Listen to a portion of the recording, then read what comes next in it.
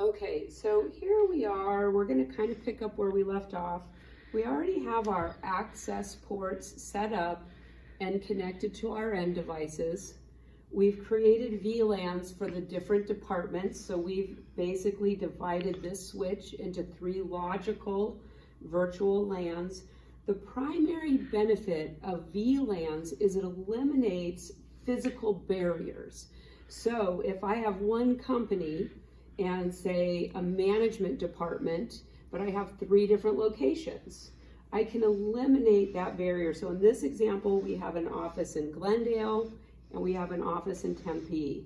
Now I could also have one in California, and if I have a management office in each one, I could assign that. So the primary benefit of VLANs is it creates virtual LANs and allows us to eliminate barriers.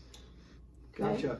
So now that we have our access ports configured and the end devices connected to those, Yeah. now I want Tempe to talk to Glendale for the 2 VLANs that I have in Tempe. Okay. So what's the first step? So the first step is, if we remember, what type of ports carry VLAN traffic? That'd be a trunk port. Trunk ports. So we need to create a trunk port. Now we need to connect Glendale to Tempe. Now this is a very simplified version. Obviously there's going to be some sort of a WAN, wide area network, in between the 2. But for our purposes, we need to create a trunk between Glendale and Tempe because trunk ports carry VLAN traffic. So I noticed that you plugged into the same port that I did. Mm-hmm. Does it matter which port? It does not matter which port. Why is that? Well, as long as they maintain the same speed, although auto MDIX, if it's on, will actually even account for the same speed and bandwidth, but it just doesn't matter. Switches aren't smart enough to realize the difference. They're just pushing information back and forth. We have to set it up too, so it doesn't Yes. matter what port it is as long as we put the commands in to Yes. make it a trunk port or access port. Yeah, and back to one of our earlier videos, Spencer, when we were talking about descriptions, we want to make sure that we create a description. So I've put this on whatever, F012, F012. So I'm going to create a description explaining this is switch 1 connects from F12 to switch 2, F12, trunk link. I want to state that it's a trunk link, and to be even more clear, I might put what VLAN traffic it's carrying. Because you can restrict it. Exactly. So I'm going to say carries VLAN 10, VLAN 20, VLAN 30.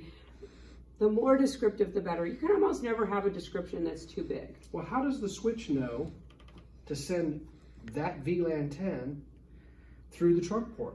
Okay, so let's talk about that. So let's say VLAN 10 is our management, right? Let's say it's where our managers sit. So we've set up a VLAN for our managers in Glendale.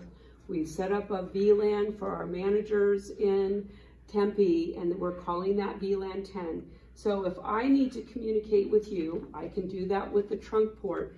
However, if you think back again to 140 and review of module 1 and 2, when the data comes in, the switch builds what kind of a table? An ARP table. No. MAC table. MAC table, a MAC address table, right? And so it learns on the ingress, and it's going to direct the traffic on the outgoing port. Well, what it does as it's building, like, so if we look at this Ethernet frame, right? We have got the frame start, and what kind of addressing is this on our Ether frame? Do you know? MAC addressing? MAC addressing. MAC addressing, right? It's going to have the destination and the source MAC address. And what about the type? So that's IPv4 or IPv6. IPv4 or IPv6. And then the control, it's going to be the media type. Well, it's building its MAC address table. And what the switch is also doing is it's looking to see what VLAN is that data coming from. So in our example, we're saying VLAN 10. So what it's going to do is it's actually, the switch is going to insert, it's going to open up and it's going to insert a tag, VLAN 10 tag.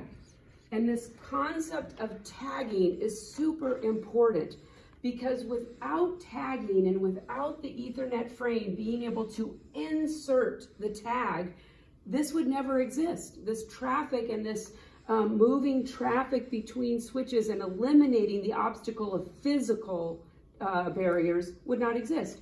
So it inserts the VLAN 10 tag, it crosses over the trunk link, switch number 2 in Tempe receives it, and then what does it do? It de-encapsulates. It de-encapsulates the frame. And as it does that, it can see, oh, I received a frame that is destined for VLAN 10. So now the switch can direct it to the egress, the exiting port, and send it out to VLAN 10, to the other management. And the other thing I want you to really think about is these end devices.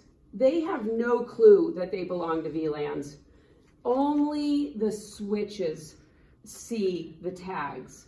They peel it off and then send it to its end device. So I noticed you have VLAN 30 on that switch in Glendale. Yes. But there's not a Tempe location that has VLAN 30. Correct. So how does that cross the network? It wouldn't, would it? No. Because if I am trying to say, so we did talk about if VLAN 10 needs to talk to VLAN 10, that can happen, right? Now what about VLAN 20 to VLAN 20? Yep. It could talk. Now VLAN 30, there is no VLAN 30. So if VLAN 30 attempts to communicate, there's nothing over there for it to communicate to. So it drops the frame. It drops the frame. Now, here's another good question, Spencer. What if VLAN 10 needs to communicate to VLAN 20 in this current scenario? So we've got a VLAN 10 on this device and a VLAN 20. We've got a VLAN 20 over here. So what would happen if VLAN 10 tries to communicate with VLAN 20? This switch over here would drop the frame because it doesn't know how to actually route the traffic to Right. that VLAN. That brings in the need for a router. Exactly. Well, and let's back up. If VLAN 10 tried to communicate to VLAN 20, it can't do it on this switch either. That's correct. They're on different networks. So in a switching environment, only like networks can communicate with like networks. So then, yeah. So if we want two different networks to communicate, we've got to have a router, right? So that'll take us into our next topic. Again, I want you to walk away with access ports, trunk ports, and VLAN tagging. The only way that the switches know which end device to send it to is it puts the tag in there in the Ethernet frame. And the purpose of VLANs is to remove barriers. Yeah, remove physical, all kinds of barriers, right? And the reading covers that. So the videos are not a replacement of the reading. It's to accentuate the reading to make it easier to understand what you're reading.